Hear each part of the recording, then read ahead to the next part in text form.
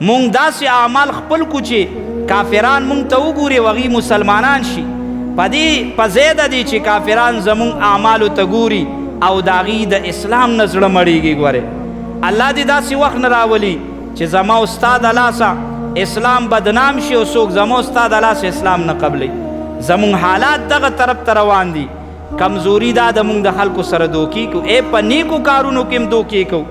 د قربانې څاروي به تا خرڅوي او په هغې کې به هم در سره دوکه کوي. مسلمانه د الله نه یریږي. د قبر هغه تورې شپې ستا ذهن ته نه راځي. د قیامت هغه سخته ورځ تا ته مخې ته نه راځي چې ته په دې څیزونو کې هم د یو بل سره دوکې کې.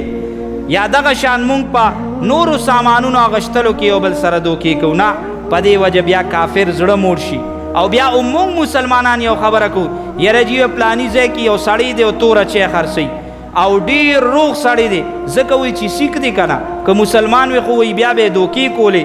نو زمونږ یو سوچ هم دا جوړ شوی چې یاره مسلمانی نه به خامخا دوکه کوي. ولې؟ دا ټول هر څه زمونږ د خپله لاسه دي. که بل رور مسلمان څه کوي خو هم زما رور دی، هم مسلمان دی. په کومه معاشره کې چې هغه ژوند کوي هغې کې زم کوم. کوشش دا پکار دی چې مونږ او تاسو یو داسې امیج خپل جوړ کو چې کافر زمونږ او ستاسو حالاتو ته ګوري او هغه د هغې د وجې نه هغه متاثره کیږي او هغه اسلام راوړي او مسلمان کیږي.